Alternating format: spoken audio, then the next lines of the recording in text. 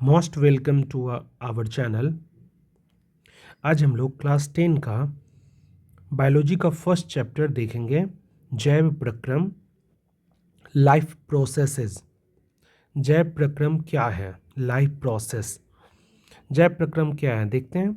वे सभी मूलभूत क्रियाएं जो किसी जीव को जीवित रखने के लिए और उसके शरीर के अनुरक्षण यानी मेंटेनेंस के लिए मदद करती है, जैव प्रक्रम कहलाती है। जैव प्रक्रम क्या होता है?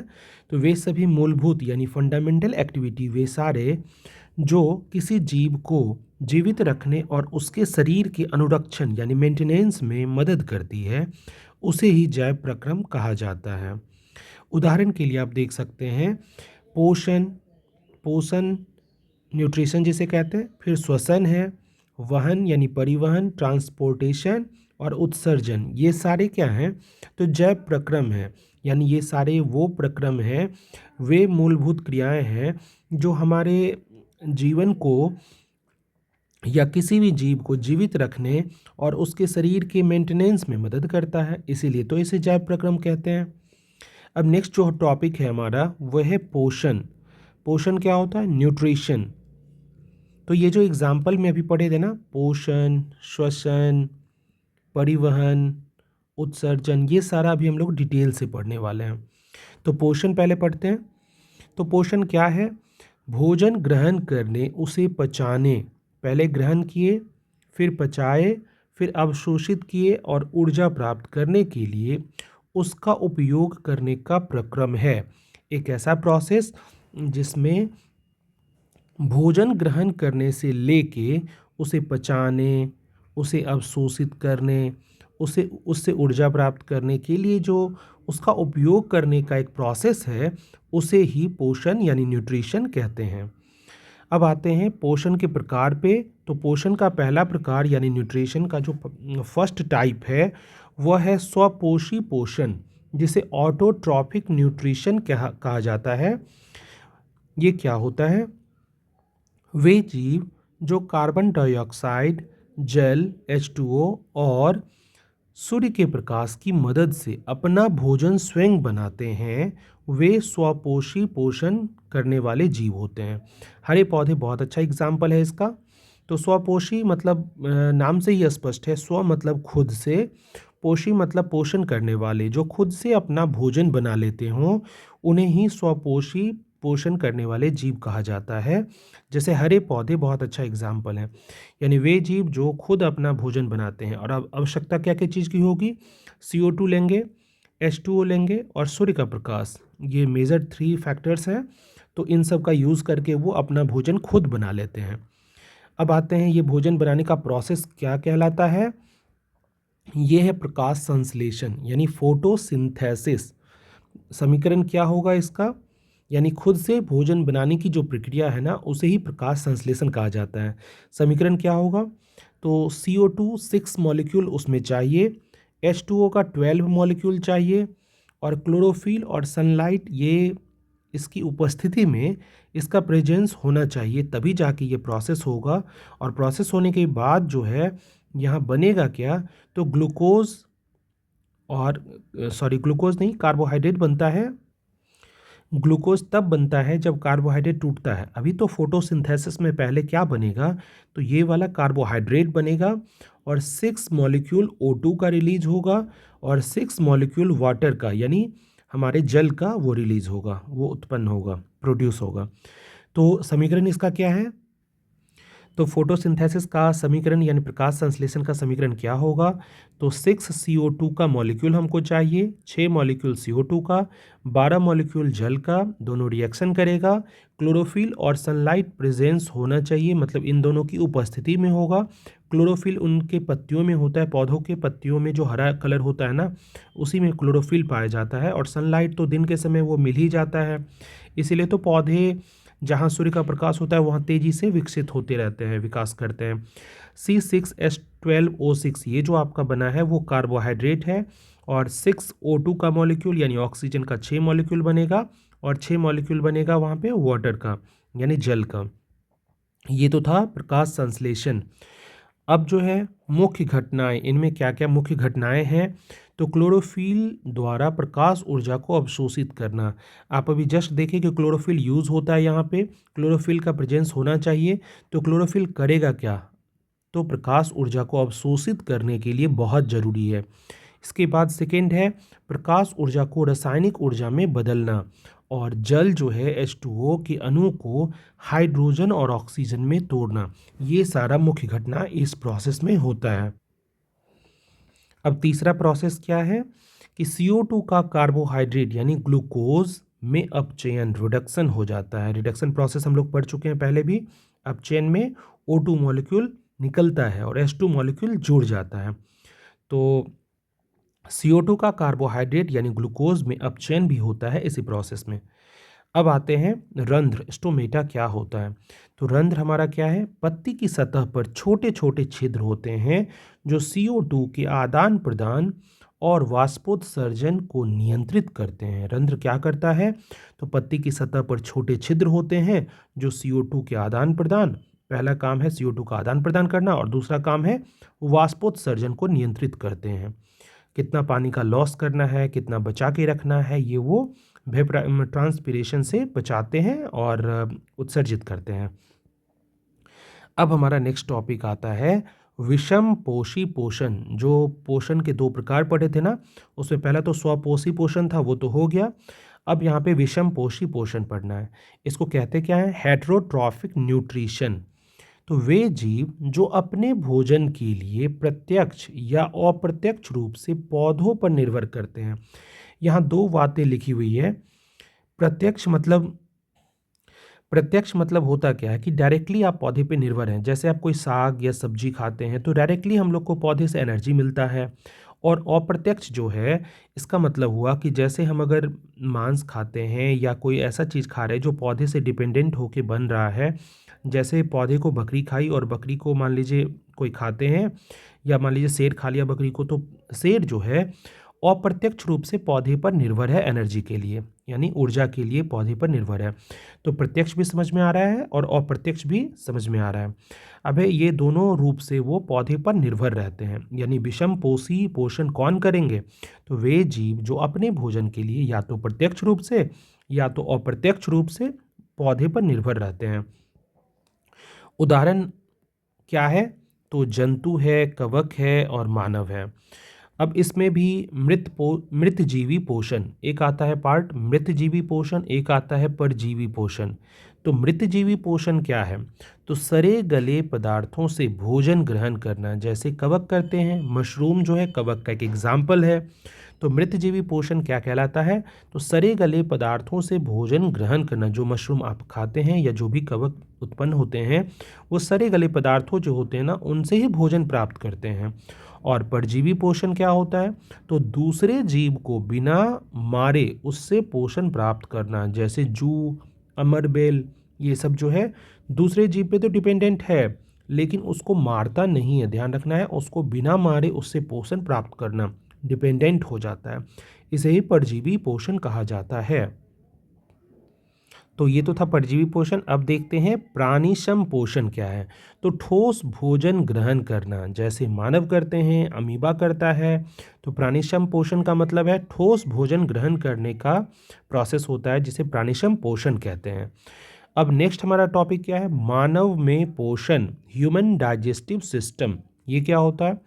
तो आहार नाल, इसमें जो प्रोसेस है हम लोग को अलग अलग पार्ट में पढ़ना है। मानव में पोषण जो होता है ना, पहला पार्ट पोषण का होता है आहार नाल में, जिसमें कि मुख आएगा, अमाशय आएगा। फिर दूसरा पार्ट में पढ़ना है हम लोग को क्षुद्रांत यानी छोटी आंत के बारे में। उसके बाद तीसरा पार्ट पढ़ना है बृहदांत के बारे में। तो 3 पार्ट में इसको पढ़ने वाले हैं। आहार नाल में क्या होता है? तो आहार नाल मुख से, जिसको एलिमेंट्री कैनल बोलते हैं, मुख से गुदा तक फैली एक लंबी नली होती है। आहार नाल क्या होता है? एलिमेंट्री कैनल होती है। मुख से गुदा तक फैली हुई लंबी नली को ही आहार नाल कहा जाता है। इसमें पहला पार्ट जो पढ़ेंगे वो है मुख। मुख में होता क्या है? भोजन का अंतर्ग्रहण, यानी भोजन जो स्वेलो करते हैं वो मुख में ही करते हैं।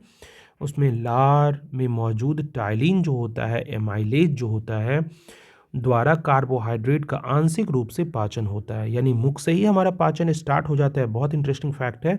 अक्सर हम लोग सोचते हैं कि छोटी आंत से पोषण स्टार्ट होता है, नहीं, जो पाचन की क्रिया है ना, वो हमारे मुख से ही अंतर्ग्रहण स्टार्ट।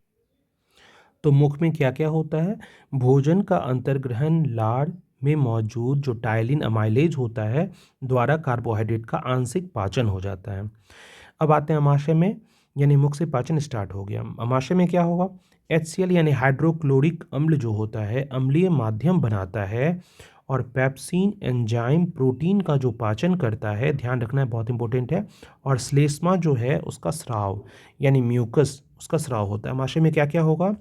HCl अम्लीय माध्यम बनाता है, फिर पेप्सिन क्या करेगा? तो एंजाइम प्रोटीन का पाचन करता है, और श्लेष्मा का स्राव होता है उसमें, अमाशय में। ये तीन चीज़ें अमाशय में होती थी। अब है क्षुद्रांत में क्या होगा, जिसे छोटी आंत कहते हैं। तो पाचन और अवशोषण का मुख्य स्थान है। पाचन का मोस्टली प्रोसेस जो है ना, ज़्यादा जो एक्टिविटी है वो यहीं होता है। क्षुद्रांत यानी छोटी आंत में पाचन और अवशोषण का मुख्य स्थान माना जाता है। अब इसमें यकृत, लीवर और अग्नाशय के बारे में अलग अलग से पढ़ना है।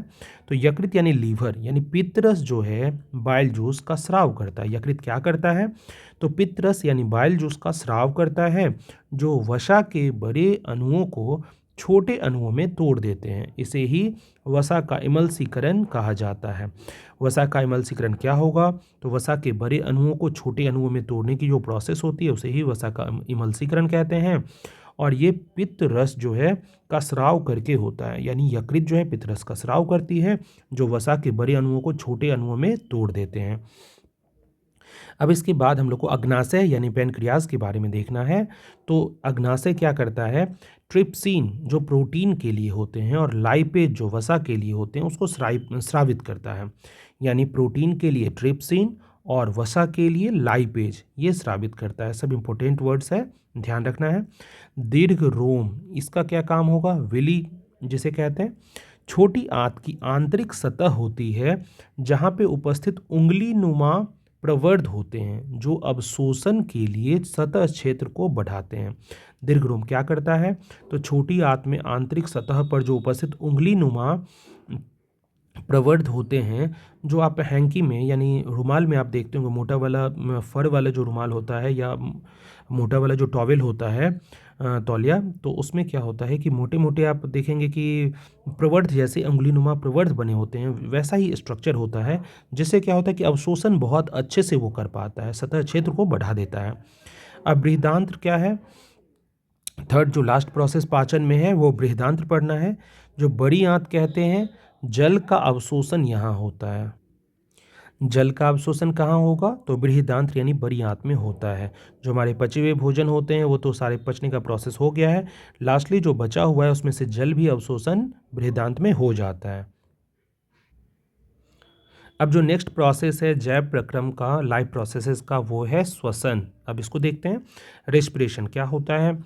श्वसन ऊर्जा प्राप्त करने के लिए भोजन यानी ग्लूकोज का कोशिकाओं में विखंडन करना, यही श्वसन है। यानी श्वसन जो आप सोचते हैं सांस लेना और श्वास छोड़ना, ये नहीं होता है। इसका वो ब्रीदिंग होता है, और ये रेस्पिरेशन जो है वो कुछ अलग है। श्वसन में क्या होता है? ऊर्जा प्राप्त करने के लिए भोजन जो है यानी ग्लूकोज जो आप अंदर लिए हैं का कोशिकाओं में विखंडन होता है, ब्रेक डाउन हो जाता है। इसी प्रोसेस को श्वसन कहते हैं। इसी प्रोसेस को श्वसन कहते हैं। श्वसन में ऊर्जा प्राप्त करने के लिए भोजन यानी जो आप ग्लूकोज यानी कार्बोहाइड्रेट जो खाए हैं, जो ग्लूकोज में टूटा है, का कोशिकाओं में विखंडन हो जाता है। ब्रेक डाउन जो होता है ना, उसे ही श्वसन कहते हैं। अब जो है इसमें फर्स्ट पार्ट पढ़ना है, ग्लूकोज का विखंडन ये कैसे होता है देखते हैं। ग्लूकोज में 6 कार्बन के अणु होते हैं, जो उसके बाद कोशिका द्रव्य हो जाता है, कोशिका द्रव्य में प्रोसेस होता है। फिर पायरुवेट यानी 3 कार्बन वाले अणु बन जाते हैं और ऊर्जा में वो टूट जाता है। अब श्वसन का प्रकार देखते हैं।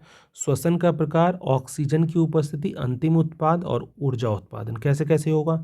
वायवीय श्वसन पहला इसमें पार्ट पढ़ना है, दूसरा पढ़ना है और वायवीय श्वसन, और इसी का पार्ट 2 ही है। पार्ट 3 आप इसको समझ लीजिए। जो वायवीय श्वसन पेशी कोशिकाओं में जो होता है वो थोड़ा अलग है। आइए देखते हैं प्रोसेस। तो वायवीय श्वसन यानी एरोबिक रेस्पिरेशन, ये क्या होता है? तो ऑक्सीजन की उपस्थिति इसमें उपस्थित होगा, यानी वायवीय श्वसन में ऑक्सीजन उपस्थित होते हैं माइटोकॉन्ड्रिया में, और अंतिम उत्पाद क्या बनेगा? CO2 और H2O जो है वो दोनों अंतिम उत्पाद बनेगा। ऊर्जा का उत्पादन किस प्रकार होगा? तो अधिक होता है और लगभग 38 यानी 38 ATP के अणु में वो बनते हैं। अवायवीय श्वसन, जैसा कि अ लग गया यानी वायवीय नहीं होगा, उसका उल्टा प्रोसेस होगा। तो अवायवीय श्वसन यानी एनारोबिक रेस्पिरेशन जो है उसमें ऑक्सीजन जो है वो अनुपस्थित होता है। ये यीस्ट में इस प्रकार का श्वसन होता है। इसमें बनेगा क्या? अंतिम उत्पाद एथेनॉल और CO2 बनता है, और ऊर्जा उत्पादन जो होगा वो कम होगा। ये ध्यान रखना है कि कम उत्पादन होता है ऊर्जा का। अवायवीय श्वसन जो पेशी कोशिकाओं में होता है उसकी क्या बात है? तो ऑक्सीजन की उपस्थिति जो है उसमें भी कमी होता है, और अंतिम उत्पाद लैक्टिक अम्ल बनता है प्लस ऊर्जा बनता है, और ऊर्जा उत्पादन बहुत कम होता है। ये बेसिकली तब होता है जब हम बहुत ज़्यादा एक ही दिन में वर्क कर लेते हैं, बहुत ज़्यादा चल लेते हैं या एक्सरसाइज कर लेते हैं, जिम में बहुत ज़्यादा वर्कआउट कर लेते हैं। तो एनर्जी को कंप्लीट करने के लिए एक्स्ट्रा ये एनर्जी देने के लिए श्वसन एक्स्ट्रा हो जाता है, जो अवायवीय श्वसन कहलाता है, जो पेशी कोशिकाओं में होता है। और आप पढ़े अभी कि ऑक्सीजन की कमी, उपस्थिति की कमी होती है, अंतिम उत्पाद जो है लैक्टिक अम्ल बनता है। जो लैक्टिक अम्ल बनता है ना, इसी से क्रैम्पिंग होता है, फिर दर्द करता है पैर या जो भी मसल जो हमारा है वो दर्द करने लगता है। लैक्टिक अम्ल प्लस ऊर्जा वहाँ बन रहे थे, और ऊर्जा उत्पादन भी थोड़ा कम होता है। अब जो है नेक्स्ट हम लोग को ये पढ़ना है, नेक्स्ट टॉपिक हमारा मानव श्वसन तंत्र यानी ह्यूमन रेस्पिरेटरी सिस्टम। इसमें जो है वो कुछ पार्ट्स में पढ़ना है। पहला हम लोग को पढ़ना है कि बाहरी हवा नासा द्वार जो है, उससे बाहरी हवा नासा द्वार के बाद ग्रसनी में वायु जाता है, स्वतंत्र होता है। जो हम लोग श्वास लेते हैं ना, उसका प्रोसेस बताया गया है कि सबसे पहले श्वास बाहरी हवा नासा द्वार में आती है, फिर वो ग्रसनी में जाती है, फिर श्वास नली में, फिर श्वास नली की वलय यानी रिंग्स ऑफ कार्टिलेज में जाती है, फिर फेफड़ों में प्रवेश करती है। तो ये प्रोसेस था कि कैसे कैसे हवा जो है श्वास के रूप में अंदर जाती है। दूसरा चीज़ पढ़ना है कोशिकाएं के बारे में। एल्वियोली जो है वो कोशिकाएं क्या होती है? फेफड़ों के अंत में गुब्बारे जैसी संरचना होती है जो गैसों के विनिमय के लिए अधिकतम सतह प्रदान करती है, यानी गैसों के आदान प्रदान के लिए अधिकतम सतह प्रदान करना इनका काम होता है। जो फेफड़ों के अंत में गुब्बारे जैसी संरचनाएं होती है। O2 यहाँ रक्त में चली जाती है और CO2 जो है बाहर निकलती है। मोस्ट इंपॉर्टेंट है कि कोशिकाएं में ही क्या होता है, O2 यहाँ रक्त में चली जाती है और CO2 जो है बाहर निकल जाती है। नेक्स्ट देखते हैं क्या है इसके बाद। कोशिकाएं तो हो गया, इसके बाद है हीमोग्लोबिन के बारे में पढ़ना है। तो हीमोग्लोबिन क्या करेगा? हीमोग्लोबिन रक्त में O2 का परिवहन करता है। हीमोग्लोबिन क्या करता है? रक्त में O2 का परिवहन करता है। जब हम लोग श्वास लेते हैं ना, हीमोग्लोबिन क्या करता है? श्वास में तो बहुत सारी गैस होती है, तो आपको पता है एयर में क्या क्या होता है? 78% नाइट्रोजन, उसके बाद 21% ऑक्सीजन के आसपास होता है। तो 21% जो ऑक्सीजन है हमारा और 78% नाइट्रोजन है, आप जो सांस लेते हैं तो हीमोग्लोबिन क्या करता है? हमारे ब्लड में जो होता है इससे चिपक जाता है, यानी O2 को वो कैच कर लेता है। जो हवा हम लोग सांस में लेते हैं उसमें से O2 को केवल वो रिएक्ट करके उसको चिपक जाता है उसमें, और हमारे बॉडी के अंदर लेके चला जाता है। तो इससे क्या होता है कि वो O2 का परिवहन करने में बहुत ज़्यादा योगदान करता है। आपको पता होगा हीमोग्लोबिन की कमी से लोगों को बहुत एनर्जी लेस लगता है, क्योंकि वो O2 को उतना कैरी नहीं कर पाता है। अगर किसी में हीमोग्लोबिन कम है तो क्या होता है कि हमें कमजोरी फील होती है। तो कमजोरी क्यों फील होगी? क्योंकि हम लोग सांस तो लेते हैं और तेज़ी से सांस भी उसका चलता रहता है। तो आप जब कभी स्पीड में सीढ़ी पे चढ़ते हैं या नीचे उतरते हैं, या कभी आप खेलते हैं, दौड़ते हैं, तो तेज़ी से सांस क्यों हम लोग लेते हैं? क्योंकि हीमोग्लोबिन को बहुत ज़्यादा ऑक्सीजन चाहिए होता है, बॉडी को ऑक्सीजन ज़्यादा चाहिए। तो ऑक्सीजन जल्दी जल्दी वो जो कैच करता है ना हीमोग्लोबिन, इसीलिए सांस बढ़ जाता है। अब जिसके पास हीमोग्लोबिन कम है तो कैरियर वो कैच करेगा नहीं, तो फिर क्या दिक्कत होगा कि ऑक्सीजन तो जल्दी जल्दी सांस लेंगे लेकिन फिर भी वो कैच नहीं कर पाएगा और कमजोरी जैसा फील होगा। तो हीमोग्लोबिन क्या करता था? तो रक्त में O2 का परिवहन करता है। अब नेक्स्ट जो हमारा लाइफ प्रोसेस वाला पार्ट है उसमें वहन यानी परिवहन पढ़ना है, जिसमें ट्रांसपोर्टेशन जिसे ही कहा जाता है। तो ट्रांसपोर्टेशन देखते हैं। जीवों में जो आवश्यक पदार्थ जीवों में आवश्यक पदार्थों को उनके मूल स्थान से शरीर के प्रत्येक कोशिकाओं तक पहुंचाना और अपशिष्ट पदार्थों को वहां से हटाना। देखिए, दो प्रोसेस यहाँ पे है कि परिवहन में दोनों चीज़ होता है। जीवों में आवश्यक पदार्थ जो हैं, जो हमको रिक्वायरमेंट है, उसको मूल स्थान से लेके प्रत्येक कोशिकाओं तक पहुंचाना, जिसकी ज़रूरत सब कोशिकाओं को है। और दूसरा पार्ट क्या है कि अपशिष्ट पदार्थों को वहाँ से हटाना। ये दोनों प्रोसेस एक साथ होता है। तो ये सारे दोनों प्रोसेस मिला के ही परिवहन कहा जाता है। जीवों में आवश्यक पदार्थों को उनके मूल स्थान से शरीर के प्रत्येक कोशिकाओं तक पहुंचाना पहला पार्ट है, और दूसरा पार्ट क्या है कि अपशिष्ट पदार्थों को वहाँ से हटाना, ये दूसरा पार्ट है। इन दोनों प्रोसेस को ही मिला के परिवहन होता है, परिवहन कहते हैं। अब इसमें पहला पार्ट जो पढ़ना है वो है मानव परिवहन तंत्र, यानी ह्यूमन सर्कुलेटरी सिस्टम। इसमें जो फर्स्ट में पढ़ेंगे हम लोग, ये पढ़ेंगे हृदय के बारे में, फिर दूसरा पढ़ेंगे रक्त वाहिकाएं के बारे में, और तीसरा पढ़ेंगे लसिका के बारे में। तो पहला देखते हैं, हृदय, हार्ट करता क्या है? एक पंप के रूप में कार्य करता है। एक पंप के रूप में कार्य करता है जो हमारे ब्लड को पंप करता है। इसमें दोहरा परिसंचरण यानी डबल सर्कुलेशन होता है। रक्त जो है हृदय में 2 बार आता है। रक्त जो है हमारे हृदय में 2 बार आता है। यह O2 युक्त और CO2 युक्त, एक बार उसमें ऑक्सीजन के साथ आता है और एक CO2 यानी कार्बन डाइऑक्साइड वाला आता है। तो उसमें करेगा क्या? दोहरा परिसंचरण में यानी हृदय क्या करेगा कि यह O2 युक्त और CO2 युक्त रक्त को मिलने से रोकता है, वो दोनों को मिलने नहीं देता है, जिससे उच्च ऊर्जा की आवश्यकता वाले जो जीव हैं, जैसे पक्षी है, स्तनधारी हैं, को लाभ होता है। यानी हृदय क्या करेगा? हृदय में दोनों तरह के रक्त आते हैं, जिनमें O2 भी मिला होता है, जिनमें CO2 भी मिला होता है। तो हृदय उनको रोकने मतलब मिलने से रोकता है, जिससे जो है उच्च ऊर्जा की आवश्यकता वाले जो जीव हैं उनको लाभ हो जाता है। अब आते हैं नेक्स्ट, इसका जो पार्ट है, 4 कक्ष, यानी हृदय में 4 कक्ष होते हैं, दायां आलिंद और दायां निलय, यानी राइट आलिंद और राइट निलय।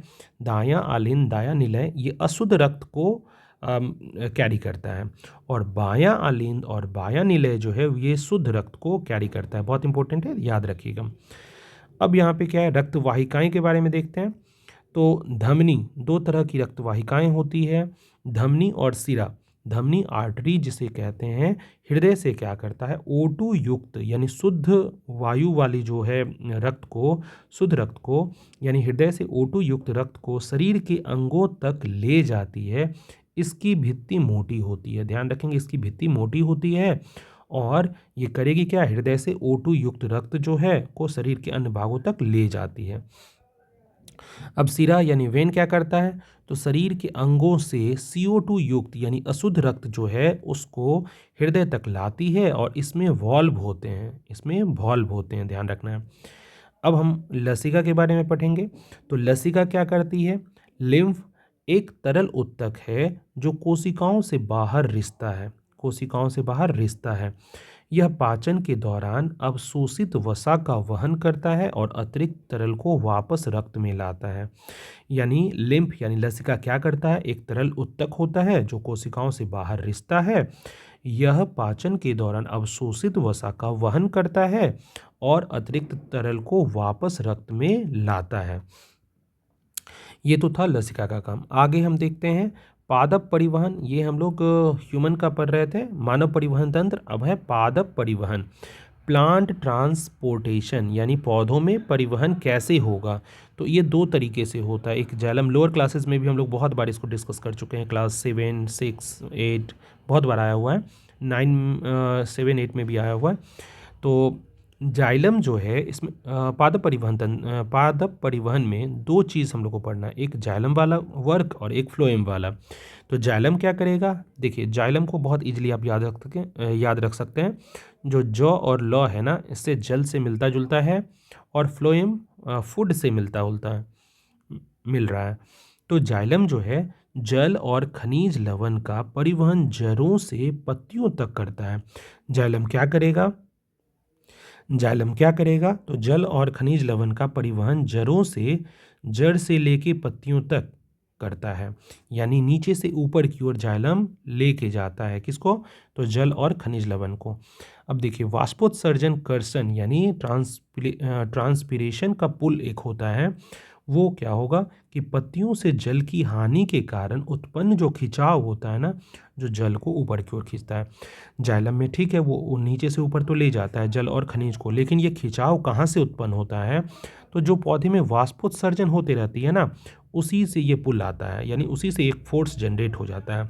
तो पत्तियों से जल की जो हानि होती है ना, उसके कारण उत्पन्न खिंचाव हो जाता है, जो जल को ऊपर की ओर खींचता रहता है। इस तरह से जाइलम जल और खनिज को ऊपर लेके चला जाता है। फ्लोएम कहने से फूड के बारे में, यानी खाना के बारे में फील होता है, फ्लोएम फूड। तो ये ध्यान रखिएगा कि फ्लोएम का काम क्या है? पत्तियों में जो बने भोजन है, यानी कार्बोहाइड्रेट जो तैयार किया हुआ है पत्ती को, पौधे के अन्य भागों तक वो पहुंचा देता है, जिसे ही स्थानांतरण यानी ट्रांसलोकेशन कहते हैं। यानी जाइलम क्या किया था? जल और खनिज को ऊपर ले गया था, और फ्लोएम क्या करेगा? जो पत्ती में बने भोजन है ना, यानी फूड जो तैयार हो गया है, फ्लोएम यानी फूड का ट्रांसपोर्टेशन करता है। तो फ्लोएम क्या कर रहा है? पत्तियों में बने भोजन कार्बोहाइड्रेट को पौधे के अन्य भागों तक पहुंचाता है, जिसे स्थानांतरण यानी ट्रांसलोकेशन कहा जाता है। अब जो नेक्स्ट हमारा लाइफ प्रोसेस का लास्ट पार्ट है, इस चैप्टर का लास्ट टॉपिक, उत्सर्जन यानी एक्सक्रिएशन। उत्सर्जन क्या होता है? नाइट्रोजन युक्त हानिकारक जो उपापचयी यानी मेटाबॉलिक अपशिष्ट उत्पाद हैं, उनको शरीर से बाहर निकालने का प्रक्रम है। एक ऐसा प्रोसेस जिसमें नाइट्रोजन युक्त हानिकारक, ध्यान रखना है नाइट्रोजन युक्त होंगे और वो हमारे लिए हानिकारक हैं, जो मेटाबॉलिक अपशिष्ट जो बने हैं ना उत्पाद, वो हम लोग के शरीर से बाहर निकालने का जो प्रोसेस है, उसे ही उत्सर्जन कहा जाता है। पार्ट 1 में क्या पढ़ना है? मानव उत्सर्जन तंत्र यानी ह्यूमन एक्सक्रीटरी सिस्टम। इसमें मुख्य अंग कौन से होंगे? तो वृक्क होगा, यानी किडनी कहते हैं इसे, एक जोड़ी किडनी होता है हमारे अंदर। मूत्रवाहिनी, मूत्राशय और मूत्रमार्ग, ये सारे मुख्य अंग हैं जो मानव में उत्सर्जन तंत्र को कंप्लीट करते हैं। अब इसमें वृक्काणु इसके बाद पढ़ना है। नेफ्रॉन, ये क्या करता है? तो वृक्क की क्रियात्मक इकाई है, यानी फंक्शनल यूनिट ऑफ किडनी। ये जो है ना वृक्क की क्रियात्मक इकाई होती है वृक्काणु। यह रक्त को छानकर मूत्र बनाता है, रक्त को छानता है और मूत्र बनाता है। मुख्य चरण क्या है इसमें? तो पहला जो मुख्य चरण है वो गुच्छीय निस्पंदन यानी ग्लोमेरुलर फिल्ट्रेशन। वृक्काणु के कैप्सूल में रक्त छानता है। वृक्काणु के कैप्सूल में क्या होगा? रक्त का छानने का प्रोसेस होता है। रक्त को छानने का प्रोसेस कहाँ होगा? वृक्काणु के कैप्सूल में। अब दूसरा पार्ट क्या है इसमें? पुनः अवशोषण यानी रीएब्जॉर्प्शन। उपयोगी पदार्थ जो हैं जैसे ग्लूकोज, एमिनो अम्ल, जल वापस रक्त में अवशोषित हो जाते हैं। पुनः अवशोषण का प्रोसेस में क्या होगा कि उपयोगी पदार्थ जो हैं ग्लूकोज, एमिनो अम्ल और जल वापस रक्त में अवशोषित हो जाते हैं। अब थर्ड जो देखते हैं, नलिका स्राव। नलिका स्राव क्या होगा? तो शेष अपशिष्ट जो मूत्र है, जो शेष अपशिष्ट है वो मूत्र में मिल जाता है। नलिका स्राव में शेष अपशिष्ट पदार्थ जो बचे हैं वो मूत्र में मिल जाते हैं। यानी 3 प्रोसेस है मुख्य चरण। इसका मुख्य चरण में 3 प्रोसेस था, गुच्छीय निस्पंदन, पुनः अवशोषण और नलिका स्राव।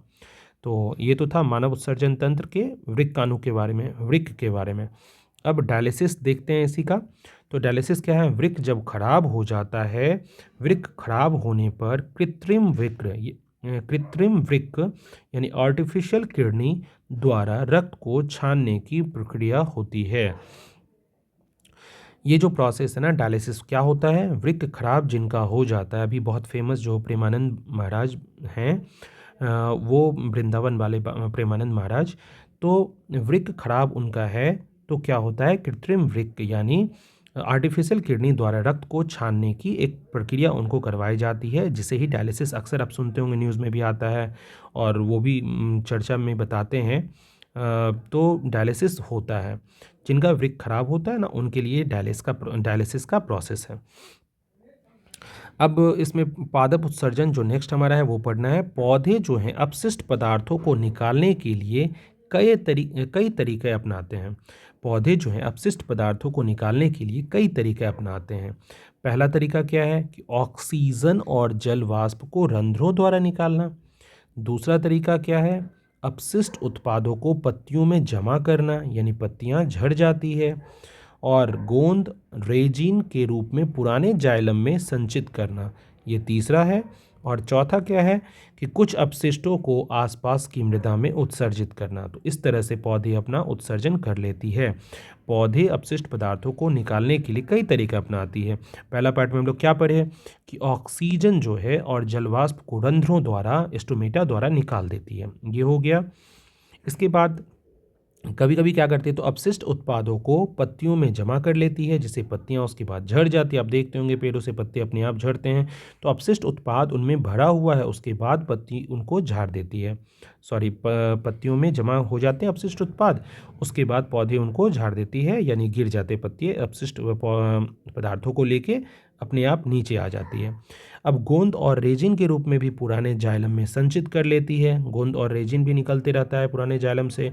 आप देखते होंगे छाल में गोंद कहीं कहीं निकलते रहता है, तो ये भी उत्सर्जन का एक प्रोसेस है। कुछ अपशिष्ट को आसपास की मृदा में भी उत्सर्जित कर देती है। तो इस तरह से ये चारों प्रोसेस करके वो पादप उत्सर्जन कर लेती है। ये तो था हमारा chapter all topics. A lot of thanks for watching, subscribing again and again. Thanks for like, share and subscribe. मिलते हैं नेक्स्ट चैप्टर में, तब तक स्वस्थ रहिए, मस्त रहिए। A lot of thanks.